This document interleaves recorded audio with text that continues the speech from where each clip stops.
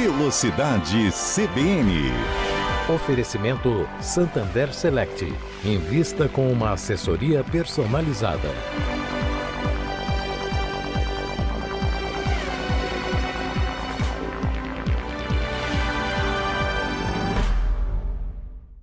Sejam muito bem-vindos a mais um episódio do Velocidade CBN, o seu podcast sobre automobilismo e Fórmula 1. Está no ar o episódio desta segunda-feira, dia 4 de agosto de 2025, para a gente falar muito do GP da Hungria, que teve como grande destaque o nosso brasileiro Gabriel Bortoleto, que conquistou o seu melhor resultado até aqui na Fórmula 1 com um lindo sexto lugar em Hungaroring, numa corrida que teve disputa entre as McLarens e vitória do Lando Norris. Eu sou André Neto, sou apresentador do programa de hoje e hoje, mais uma vez, conto ao meu lado com o Marco Celestino, editor, colega aqui da revista Auto Esporte. Tudo bem, Marco? Seja bem-vindo. Tudo ótimo, prazer sempre estar aqui com você e estar aqui com o nosso convidado de hoje também. E hoje o nosso convidado, então, Alex Peixeiro, piloto da Copa Truck, um dos grandes nomes aí do automobilismo da Baixada Santista, para falar bastante com a gente sobre os pesados, não os da Fórmula 1, né, os caminhões, mas sobre os pesados, sobre a rotina também um pouco fora que ele tem dos caminhões, da vida de piloto, da vida de peixeiro que ele tem também. Alex, seja muito bem-vindo, prazer recebê-lo aqui no Velocidade CBN. Obrigado, prazer, muito contente com o convite e bem feliz de estar aqui com vocês. Alex, eu queria começar então com você, que é o nosso convidado de fora da casa. A gente estava conversando um pouquinho já fora aqui nos bastidores, mas queria começar com o assunto da Fórmula 1. Queria saber o que você achou desse GP da Hungria. Você estava falando que está voltando a acompanhar mais até a Fórmula 1 agora. Gostou da corrida? Se divertiu com a prova na Hungria? Olha, André, acho que essa rivalidade que está se traçando, inclusive as equipes não dando, prioridade para um ou para outro, eu acho que isso ficou muito bacana. Eu acho que está trazendo, eu tenho amigos meus conversando justamente isso, trazendo isso da Fórmula 1, essa competitividade que eu acho que é muito legal, de ter essa rivalidade, de ser algo imprevisível e não previsível como outros anos anteriores, que a gente já tinha praticamente um campeão, né? Então acho que está bem bacana, acho que cada dia que passa a Fórmula 1 vai agora mais gente nova acompanhando a Fórmula 1. Tem crescido bastante a Fórmula 1, acho que nos últimos anos foram muitos tempos de domínio de Hamilton primeiro, um breve ano de 2021 que a gente teve uma briga entre Hamilton e Verstappen, com uma passagem de bastão simbólica também. O Verstappen dominou as últimas temporadas e esse ano a gente, enfim, tem uma briga de novo pelo título. Marcos, queria também o seu destaque inicial desse GP da Hungria, meu amigo. Opa, maravilha. Começando aqui, então, vamos começar pelo fim. Tá bom? Aquelas últimas voltas fantásticas. O Alex, inclusive, citou essas regras, né? Os Papaya Rules, Sim. né? Acho que ali a disputa entre Piastri e Norris no final da corrida foi realmente acima das expectativas do que a gente tem geralmente para a Hungria. Dois carros muito parelhos, dois pilotos estavam muito concentrados, o Norris bem concentrado na prova de ontem, inclusive teve alguns sobressaltos, o engenheiro colocou de volta ao prumo novamente, mas muito mais concentrado do que na etapa anterior. E tivemos uma disputa muito legal, com retardatários ali também criando algum salseiro. Foi muito bom, muito divertido. A gente vai passar pro assunto da briga do título um pouquinho depois, porque eu acho que neste episódio é justo a gente dar o destaque principal e inicial para o Gabriel Bortoleto, né, Alex? Que terminou a corrida no sexto lugar, foi eleito piloto da corrida merecidamente. 2 semanas seguidas que ele termina nos pontos, 3 das últimas 4 corridas ele pontuou na Fórmula 1. Acho que agora dá pra gente falar com tranquilidade que o Gabriel chegou de vez na Fórmula 1, né, Alex? Verdade. Inclusive, eu tenho participação ali que eu votei para ele ser o piloto ali. Então, muito contente. Eu acho que para ele também o que tem acontecido, né? Nós sabemos a questão da equipe, do carro. E eu acho que ele está pontuando, está acabando a coisa, como está acabando para ele. O psicológico vai ajudar muito, né? Ele vai se consolidando ali, vai acreditando e acho que para o futuro dele isso é muito primordial, principalmente para esse início dele, né? E esse início de campeonato, iniciando tão bem que eu acredito que nem ele acho que esperava esse início de temporada tão bem desse jeito. Acho que ele não esperava até também pelo próprio rendimento do carro da Sauber, né? Que inicialmente era previsto para ser o pior da temporada, que a gente achava que ele raramente ia ter chance de brigar por pontos e não tem sido assim. A Sauber evoluiu bastante nessa primeira metade de campeonato, Fórmula 1 indo agora para suas férias de verão depois de 14 corridas, e o Bortoleto com esse o melhor resultado, o 6º lugar, Marcos, além do resultado, né, ele mais uma vez andou na frente do Hülkenberg na classificação, mais uma vez foi para o Q3 na classificação, largou em sétimo, que também foi o melhor resultado dele em classificação. Acho que é o melhor fim de semana do Bortoleto até aqui na Fórmula 1 e eu queria trazer uma discussão um pouquinho mais ampla contigo, porque eu sei que você gosta de falar bastante de Isaac Hadjar aqui. E agora que a gente está mais ou menos nessa metade de temporada, queria saber qual que é a sua avaliação até aqui dessa briga dos novatos, de quem que você acha que foi, nessas 14 primeiras corridas de 2025, o novato da temporada até aqui. Meu querido André Neto, dessa vez eu tenho que deixar Isaac Hadjar um pouco de Olha só. lado, olha só. Acredito que o Bortoleto evoluiu de maneira bem interessante no decorrer aí, principalmente dessas 4 últimas etapas, aí a evolução foi bem significativa e a gente chega aí nessa pausa de verão, para mim ao menos, com o Bortoleto se posicionando como o melhor calouro. Como você muito bem colocou, tem batido aí o seu companheiro que é altamente experiente, Nico Hülkenberg, conquistou seu primeiro pódio esse ano finalmente na categoria, mas em quali ele já vinha muito bem desde o início da temporada e agora vem mostrando também um ótimo ritmo de corrida, administrou o primeiro stint dele ontem, foi algo realmente Foi bonito mesmo. bonito de ver, segurou-se ali anti-Verstappen, ficou ali naquele trenzinho ali atrás ali de seu empresário e rival Fernando Alonso, mas se a gente colocar aqui até esse momento, a gente tem aqui, até na diferença de pontos, né? Você tem o Bortoleto como o melhor calouro entre todos.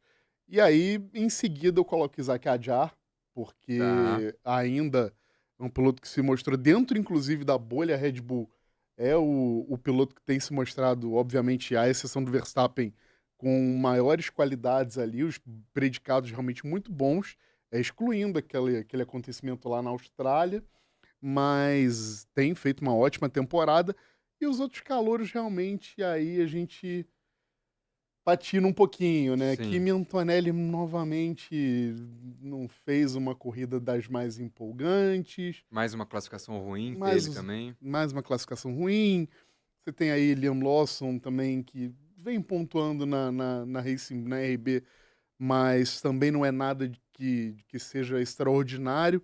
Então o Bortoleto realmente está de parabéns aí, vem fazendo um ótimo trabalho e é, no momento, o calouro do ano. Acho que ele chega muito em alta mesmo para essa pausa. Acho que o crescimento dele é o mais linear, assim, nesse sentido, né? O Antonelli começou muito bem, agora tá numa fase muito ruim, que ele mesmo já demonstrou isso, já chorou lá na Bélgica também.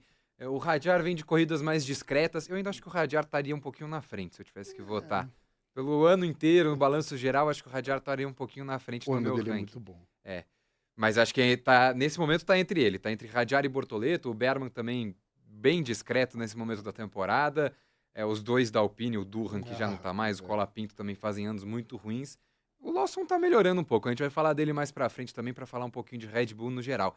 Mas antes de eu continuar o nosso assunto aqui no nosso Velocidade CBN dessa segunda-feira, para você que tá escutando a gente, eu quero deixar aqueles pedidos de sempre, né? Se você tá ouvindo esse episódio nas plataformas de áudio, não esqueça de deixar a sua avaliação e de compartilhar esse episódio com amigos, com familiares, com todo mundo, que ajuda muito a gente. E para você que assiste esse episódio do Velocidade CBN no YouTube, com imagens no YouTube da CBN, youtube.com/CBN, não se esqueça de tirar aquele segundinho, é rapidinho, para você deixar o seu like no episódio aqui de hoje, que ajuda demais na nossa divulgação. E é claro, para você se inscrever no canal da CBN e não perder nenhum episódio do nosso podcast. E deixar aqui nos comentários também o que você achou dessas primeiras 14 corridas do Bortoleto, se você comemorou bastante esse resultado do piloto brasileiro na Hungria. Queria, então, encerrar o assunto Gabriel Bortoleto e passar para o assunto que a gente começou o programa, deu uma palhinha ali inicial sobre Lando Norris e Oscar Piastri, essa briga pelo título da Fórmula 1. E aí, Alex, minha pergunta para você é bem simples, porque, como você falou, a briga pelo título tá bem legal, 9 pontos de diferença agora do Piastri para o Norris. Minha pergunta é muito simples para você. Quem que você acha que leva? Você vê algum favorito nessa disputa pelo título de pilotos da Fórmula 1 nesse ano? Olha, acho que no começo do campeonato a gente achava que tinha um determinado piloto que ia se destacar, que ia ser unânime, né? E a gente vê agora a briga dentro da McLaren. Eu vou fazer Eu voto para que tenha disputa até o final do campeonato, que nada se decida antes, para ficar esse gostinho de ansiedade também da gente, quem será, quem não será. Ontem a gente viu disputa, você vê no final ali, eles quase se chocaram ali, quase que a McLaren acaba perdendo tudo. Então eu acredito que essa briga aí vai ficar sadia e vai ficar bem interessante aí pro final da temporada. E o Alex ficou em cima do muro aqui, não quis dar um favorito. Não, não. O favorito acho que seria o brasileiro, né? Mas como a chance do brasileiro vai ser difícil, do Bortoleto, eu acredito aí que quem vencer entre os dois ali vai ser bem bacana. Então tá bom. E aí, Marcos, a gente tem falado bastante aqui também que era importante o Norris ter esses resultados justamente para isso, né? Para deixar o campeonato vivo nesse sentido. Acho que foi uma corrida que o Norris começou muito mal, ele cai para quinto na largada, as coisas dão muito errado para ele. E no fim das contas, pela estratégia do companheiro de equipe dele, que ficou marcando o Leclerc, a corrida caiu no colo do Norris. E queria voltar no seu comentário inicial, né? Acho que diferentemente da Bélgica, pelo menos nesse fim de semana, o Norris foi menos errático e não deixou a corrida que caiu no colo dele voltar para as mãos do Piastri. Sim, ele teve um mental muito mais equilibrado se a gente comparar com Bélgica realmente. Cometeu alguns erros, principalmente ali na segunda metade da prova, chegou um dado momento que ele pegou uma britinha ali, pegou uns Verdade. pedriscos, e aí o engenheiro novamente teve que dar uma segurada, olha, você tá liderando a corrida, você tá bem, estratégia é boa, toca, só toca que vai bem, que tá tudo certo. Mas realmente, assim, eu acho que ele se defendeu muito bem ante ao Piastri. O Piastri dessa vez cometeu um erro pra mim, ele não deveria ter atacado naquela penúltima volta ali, ele tentou aquele mergulhão altamente desnecessário, ele tava mais ou menos ali numa distância que não dava pra chegar, quase colocou a corrida, inclusive, não somente a dele, mas a da McLaren como equipe, no lixo. Para ele seria vantajoso, se a gente, É verdade. se a gente parar para observar aqui, analisar friamente, para ele seria vantajoso, sairia com a mesma vantagem do GP da Bélgica, enfim, ficaria no 0-0.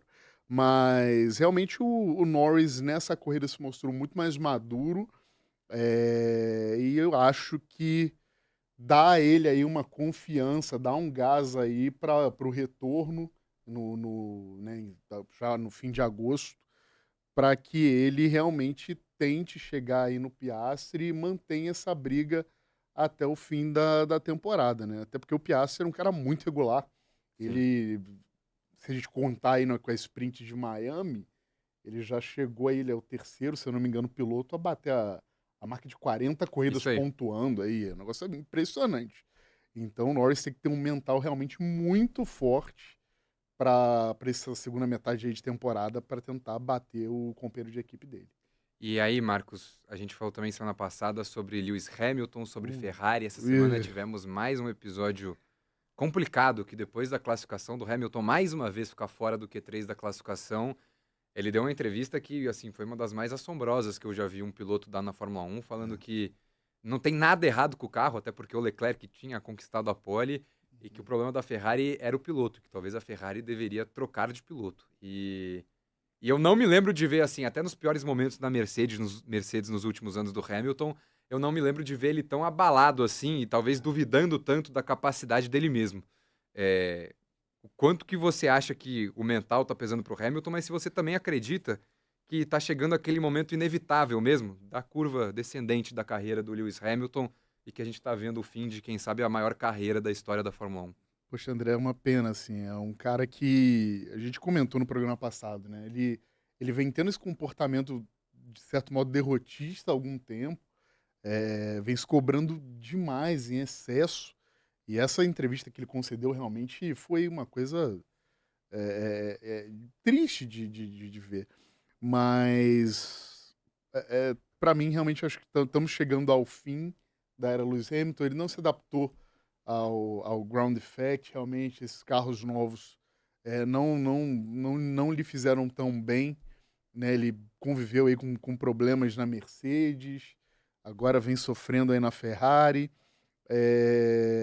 Realmente, eu puxei aqui a classificação dos 10 primeiros colocados aqui da temporada no Mundial de Pilotos. Só 3 pilotos não obtiveram um pódio na temporada. Puxa vida. Um é Alex Albon, que está fazendo um milagre aí na Williams. O outro é Esteban Ocon, Que é o pela 10º. Haas, é o 10º.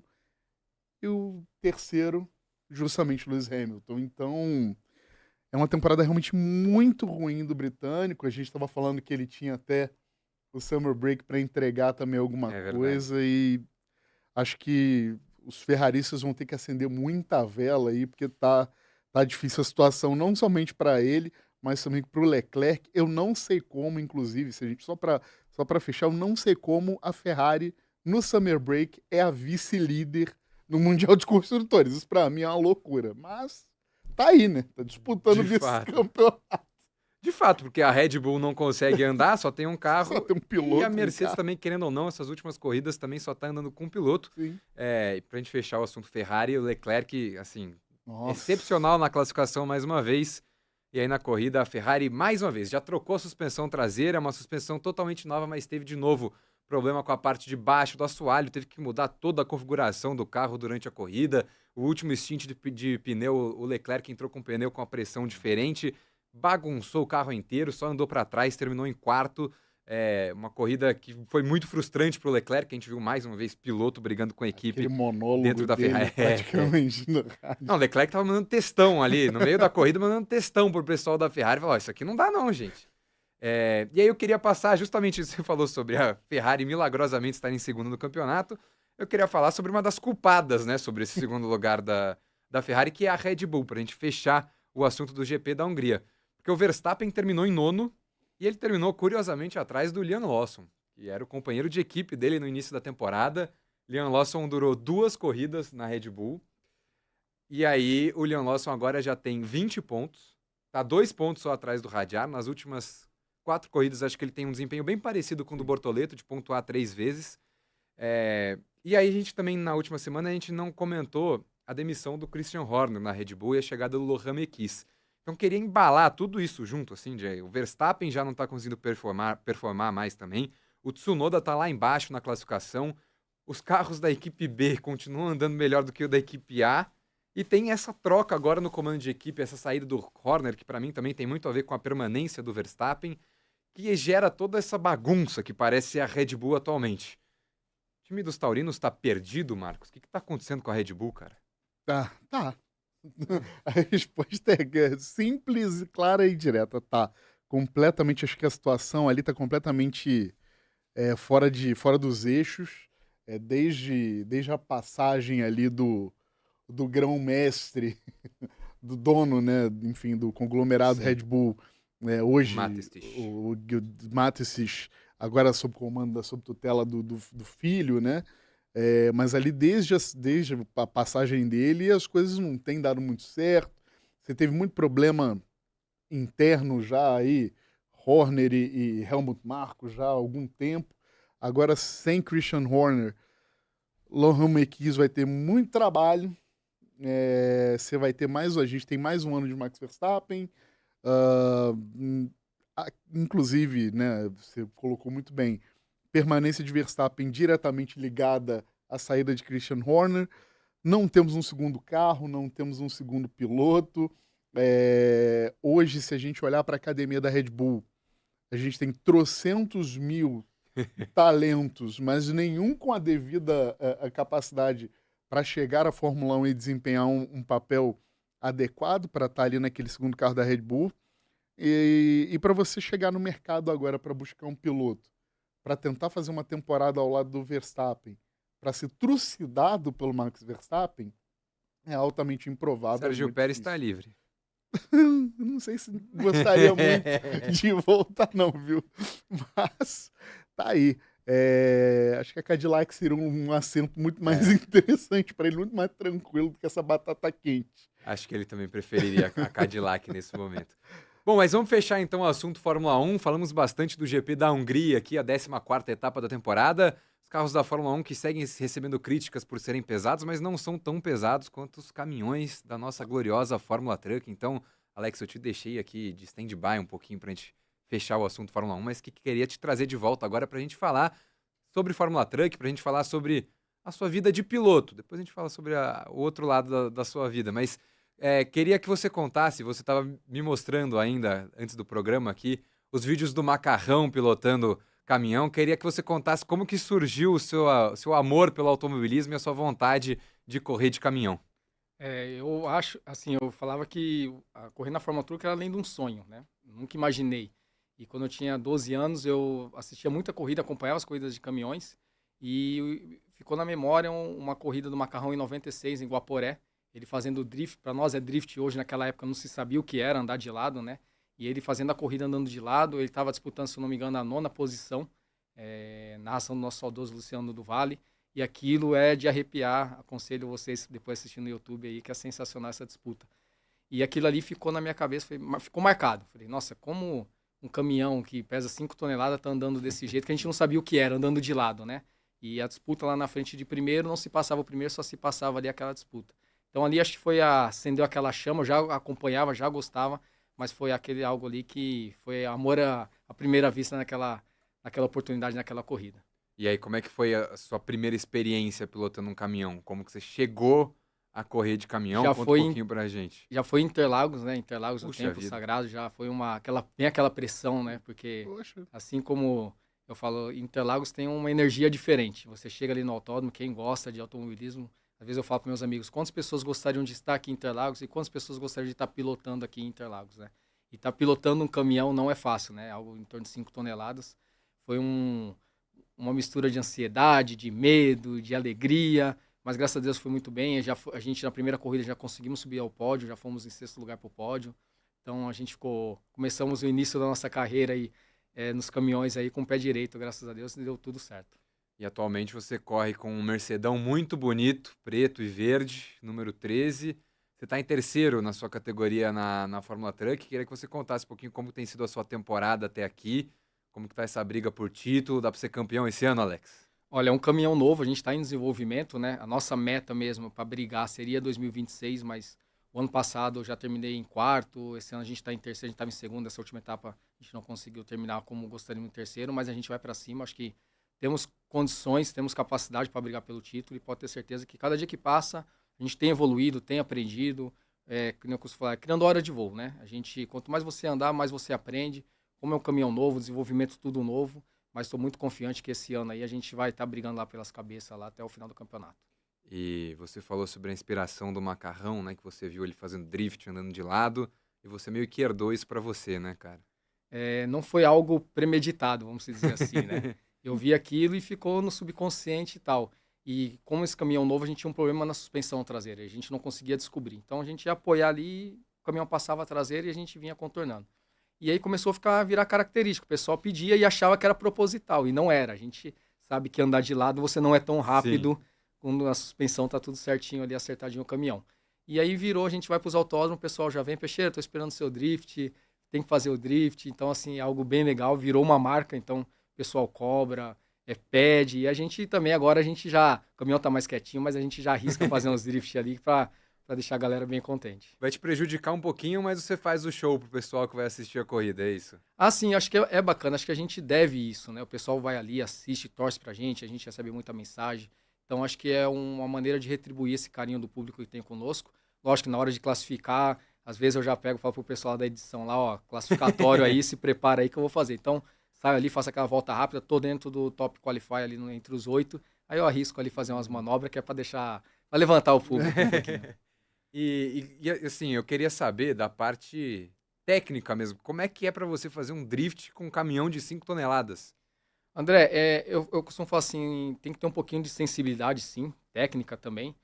Mas eu costumo falar que é um kart gigante. É um caminhão que tem muita potência, é algo que a gente anda em torno de 350 kg de torque, com mais de 1.000 cavalos, e é blocado 100% a traseira.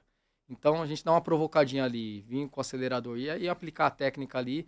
É algo gostoso, a gente anda, a gente pilota, eu gosto particularmente, o caminhão saindo um pouquinho de traseira, você vindo, você apontando ele e dando pedal. Então não é algo, para mim não é algo tão difícil, o pessoal às vezes fala lá, Peixeira, você fala com uma facilidade, mas não é, às vezes o pessoal vai lá, dá uma rodada, vem perguntar, e acho que é o instinto, né? Mas é algo que, assim, eu me sinto muito à vontade em fazer, bem tranquilo de fazer, nada de desespero, é bem gostoso. E eu acho que essa questão da potência e ser bloqueado 100% me ajuda também um pouquinho. E acho que casa, então, com o seu estilo de pilotagem, que você gosta de uma traseira mais solta já mesmo, aí fica mais fácil também pro caminhão sair de ladinho, como o pessoal gosta de ver na pista, né? Exatamente. E acho que o efeito depois, né, quando na transmissão, fica bem bonito. legal, fica bem legal. Fica legal. Alex, eu queria tirar uma dúvida contigo também, porque a gente tem duas grandes categorias de automobilismo de caminhão aqui no Brasil. Copa Truck e Fórmula Truck. Você corre na Fórmula Truck. Se eu não me engano, acho que eu até te introduzi errado aqui no começo do podcast. Falei Copa Truck, é Fórmula Truck que o nosso Alex Peixeiro corre. Mas eu queria saber sobre as especificações desses caminhões, se tem alguma diferença muito grande de uma categoria para outra. A Copa Truck foi uma derivação da Fórmula Truck, né? Os pilotos mais antigos vieram da Fórmula Truck e, consequentemente, depois lançaram... A Fórmula Truck teve um período de pausa e aí os pilotos se reuniram e fizeram a Copa Truck. A Fórmula Truck voltou depois de alguns anos. Os caminhões da minha categoria, o eletrônico, com da Copa Truck, são os mesmos caminhões. Inclusive, tem muitos mecânicos que migraram de lá para cá, tem mecânicos que fazem ainda, conseguem atender as duas categorias. O diferencial da Fórmula Truck e na categoria bomba injetora, então, na Copa Truck, os caminhões eletrônicos é igual do nosso Fórmula Truck, são caminhões iguais, só que a Fórmula Truck tem a categoria bomba injetora, que é os caminhões mais antigos, vamos dizer assim, os retrô, os Scania 113, alimentado por bomba injetora. Então, para quem não conhece, é mais ou menos como se fosse uns carros carburados e carro com injeção eletrônica. Então, os eletrônicos como se fossem os carros mais modernos e a bomba injetora como se fossem os carros mais antigos. E você estava contando para a gente também antes que os caminhões atraem muita gente, né? Como que é essa experiência de vocês? De ter um contato mais próximo com o público também? Acho que as outras categorias, Fórmula 1, né? Estamos comparando com o auge assim, do automobilismo, mas são categorias muito mais fechadas, de contato muito mais restrito, ainda mais com a parte maquinária, né? Com os carros, com os caminhões. Nesse sentido, vocês têm uma liberdade maior de trazer o público para perto. Como que é esse contato? Como é que é poder dividir, colocar uma criança ali dentro do seu caminhão também, de ter esse espaço para fazer esse tipo de coisa? Eu venho da arrancada de carros, né? Minha experiência com o automobilismo era com carro de arrancada. Então, a arrancada não tem isso, né, do circuito.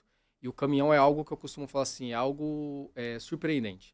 Porque assim, acho que o caminhão está diretamente ligado com a realidade da grande maioria da população. Às vezes, você tem um parente que foi caminhoneiro, ou você vai no supermercado, você vê um caminhão. Então, tem esse apelo de criança, o pessoal gosta. E quando eu fui correr, um pedido para mim, para o meu chefe de equipe meu, era falar, eu falei para ele, Firmino, eu não quero nada de aqueles unifila, dividindo, eu quero que o pessoal chegue e tenha esse acesso. Porque minha primeira experiência com o caminhão foi em 2016, em Interlagos. Um amigo meu me convidou, e eu estava com meu filho tinha uns 4 anos, meu filho apaixonado por caminhão, ônibus. Olha só. E eu queria, ele ofereceu, falou, Peixeiro, põe seu filho lá dentro do caminhão. Meu filho com vergonha não foi. E eu doido que ele falasse, vai lá. E ele acabou, não por mal, mas não me fazendo aquele convite. E eu fiquei com aquela gostinho, água na boca, né, vamos dizer assim. E é aquilo que eu falei pro meu chefe de equipe, olha, quando a gente tiver a oportunidade, a gente estiver lá no autódromo, todo mundo que vier, vai lá conhecer, entra, tirar uma foto, ter essa experiência. Eu acho que, eu costumo dizer lá dentro da categoria, porque a gente começa, assim como o Macarrão me influenciou, a gente também influencia muitas pessoas, né? A gente vai nos autódromos, o pessoal quer tirar foto com você, quer um autógrafo, te manda mensagem, te convida para ir na casa dele fazer churrasco, mesmo não te conhecendo. Então, acho que o caminhão traz isso, acho que é muito gostoso e eu acho que eu escolhi a categoria bem... Que a gente, se você for no autódromo, acompanhar a Fórmula Truck hoje é o que mais leva de público, exceto a Fórmula 1, pela estrutura que você é montada. Hoje, de automobilismo, inclusive, grandes categorias, hoje a Fórmula Truck é o que leva mais público para os autódromos.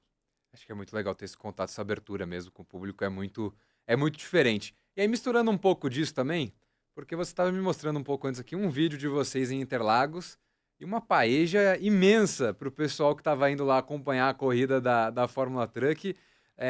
Queria falar sobre essa mistura de vidas, porque você é um piloto, mas essa não é a sua profissão, não é como você tira o seu sustento, como você faz a sua vida. Então, eu queria que você explicasse, né, que o peixeiro tá no sangue mesmo, né? Não é só o nome. É literalmente vender o peixe, né? Eu costumo dizer. Então, a gente tem uma peixaria já tradicional em Santos, com mais de 53 anos de vida, né? Então, meu dia a dia é literalmente vendendo peixe, acompanhando os barcos que a gente tem, de camarão, de peixe. Então, ali a gente está atendendo o cliente, atendendo o público, limpando o peixe, faz de tudo um pouquinho. E aí a gente, nos finais de semana, aí a gente veste o macacão e eu costumo falar, né? A gente coloca a capa ali e vira o piloto ali no final de semana, né? E então sua mão é boa para pilotar, mas também é boa para limpar peixe, é isso? Eu acho que é mais para limpar peixe. Mais para limpar peixe e pilotar. Não, tá em terceiro na Também. Fórmula Truck, tá bem, Alex. Também, não podemos reclamar, não. A gente vai fazer agora, então, pessoal, uma troca rápida aqui na nossa bancada para as últimas perguntas para o Alex. Um pit stop rapidinho. Eu vou me despedir aqui do Marcos. Marcos Celestino, mais uma vez, muito obrigado pela participação com a gente aqui hoje. Sempre presente, o prazer inenarrável estar aqui com você, André Neto, e sempre com nossos convidados de alta estirpe. Mais uma vez agradecer o Alex aí. Obrigado. Valeu, Marcos. Brigadão. A gente faz agora aquela troca rapidinha, aquela troca de piloto de 24 horas. O Marcos levanta e vem o Fernando Bovo aí já para fazer as últimas perguntas do podcast. Como é que vai, Alex? Tudo jóia? E aí, André, tudo bem? Tudo bem, Vai. Fernando? Agora sim, com o nosso novo âncora, apresentador aqui, já fizemos a nossa troca. Fernando Bovo, por favor, colega nosso aqui do Gileb, para fazer as últimas perguntas para o Alex Peixeiro. Ô, Alex, eu fiquei animado com essa peixaria aí. Vou lá conhecer, hein, Opa. rapaz? Aí eu já vi que você manja do riscado mesmo, né? E se não der para ir, pode ligar que a gente tem entrega Ótimo. aqui semanalmente aqui em São Paulo também. Faça o Muito bom. convite, né, a todo mundo que quiser comparecer lá, vai lá que são bem-vindos. Muito bom. Eu quero falar com você sobre investimentos, sobre dinheiro, né? A Fórmula 1, assim como a Fórmula Truck, são esportes antigos, né? A Fórmula 1 completando aí 75 anos, a Fórmula Truck 29, indo aí para 29 anos. E é normal que a tradição traga também alguns costumes ali, né? Junto com a tradição também vem os costumes. Mas não dá para a gente deixar de se atualizar, né? Essa que acho que é a grande questão. Nos seus investimentos, por exemplo, você com qual frequência que você costuma revisar a sua estratégia, rever ali a maneira que você está investindo, se atualizar? Como é que é isso na tua vida financeira? Olha, eu tenho um amigo meu que me dá muitos palpites, né? Então eu sigo muitos conselhos dele. Então essa parte de investimento mesmo, eu vou ali quando eu estou em dúvida, pergunto para ele, mas não é algo que eu costumo dizer também que está incluído no nosso dia a dia, né? Até às vezes por falta de informação mesmo, né? Então ele é que dá uma assessorada para mim nessa parte dos meus investimentos. E você está falando desse seu amigo, dessa maneira que você se atualiza e se informa. Para você, qual que é o peso da informação? Assim, ter a informação adequada para investir, como é que isso influencia na hora que você vai decidir onde você vai colocar o seu dinheiro para que você faça um investimento da melhor maneira possível? Eu acho que é primordial, né? Eu acho que o nosso maior problema hoje realmente é a informação. Quando você tem uma informação que você começa a entender, você vê que não é nem nada de outro mundo, porque o pessoal tem muitas vezes a cultura de achar que é algo fora da casinha, né? E quando você tem a informação, acho que as coisas ficam mais fáceis. Você diria que você é mais conservador ou é mais arrojado? Não, bem conservador. Bem conservador. Daquele tipo que vem assim de família, vamos investir em tijolos, vamos se dizer assim, né? Então eu me considero bem conservador. Agora, a Fórmula 1, assim como a Fórmula Truck, também é um esporte muito, muito técnico, né? Você tem ali uma gama de termos em inglês para você dizer o que está acontecendo nas pistas, para informar o que está acontecendo nas pistas, e isso pode assustar até as pessoas que estão começando a acompanhar o esporte. No mundo dos investimentos, a gente percebe a mesma coisa, né? Você tem muitos termos gringos ali para explicar determinados cenários. Você tem alguém, além desse seu amigo, alguém mais que te dá algum suporte nisso na hora de investir ou não? Não, acabo não tendo. Mas é isso que você falou mesmo. Às vezes tem alguns termos, algumas situações que você fica assim, o que é isso, o que vai acontecer? Então a gente fica um pouquinho mais retraído justamente pela falta de informação. E quando você está pilotando ali, a gente percebe que o clima tem exerce uma função muito predominante ali na hora que você está correndo, né? Se está chovendo, você tem que trocar o pneu. Se está muito quente, você tem que rever a sua estratégia. Você diria que é a mesma coisa com seus investimentos? Você olha para o cenário externo, você olha para o que está acontecendo no Brasil, para o que está acontecendo fora do Brasil, na hora que você vai imaginar o que você vai fazer com o seu dinheiro? Sim, acho que diretamente a gente tem que olhar isso, né? A gente tem que acompanhar, tem que procurar saber, ter informações a respeito disso, porque como você falou, igual na corrida, se você não tiver informações, se você não olhar o cenário, você pode estar fazendo coisas erradas. Muito bom, Alex. Muito obrigado, viu? Obrigado. Bom, gente, com isso, muito obrigado ao Fernando Bovo pelas perguntas. Com isso, a gente se despede do nosso Alex Peixeiro. Alex, muito obrigado por ter vindo de Santos até aqui para conversar com a gente. Uma grande honra ter você aqui no Velocidade CBN dessa semana. Valeu, Alex. Obrigado, eu que agradeço o convite. Então, com isso, meus queridos, chegamos ao fim de mais um episódio do Velocidade CBN. Quero agradecer muito ao Alex Peixeira, ao Marcos Celestino, ao Fernando Bovo pela presença e pela conversa aqui no programa de hoje. Não posso esquecer de agradecer também a nossa equipe técnica, Priscila Gubiotti, o Cauã Felipe e a Valéria Lacerda, que colocam esse programa no ar. Reforço, antes de encerrar de vez esse programa, aqueles pedidos que eu fiz na metade do podcast. Para você que está vendo a gente com imagens no YouTube da CBN, não se esqueça de deixar o seu like no programa de hoje, de se inscrever no canal da CBN e ativar as notificações para você não perder nenhum episódio e, claro, de deixar aqui nos comentários o que você achou do episódio de hoje, quem que você quer ver de convidado aqui no Velocidade CBN. Para você que ouviu a gente nas plataformas de áudio, não se esqueça de deixar também a sua avaliação e de compartilhar esse episódio com todo mundo, com familiares, com amigos, todo mundo que gosta de automobilismo, que ficou feliz com o resultado do Gabriel Bortoleto, 6º lugar no GP da Hungria. Velocidade CBN agora vai fazer uma pausa, porque assim como a Fórmula 1 entra de férias, a gente também vai tirar uma mini férias aqui. Fórmula 1 volta só no último fim de semana de agosto, para a disputa do GP da Holanda, lá no dia 31 em Zandvoort. E com isso, Velocidade CBN volta na sequência. Logo depois do GP da Holanda, a gente vem na segunda seguinte para fazer mais uma edição com mais um convidado muito especial. O episódio dessa segunda-feira, dia 4 de agosto, fica por aqui. Eu sou o André Neto, um abraço e até a próxima. Velocidade CBN. Oferecimento Santander Select. Invista com uma assessoria personalizada.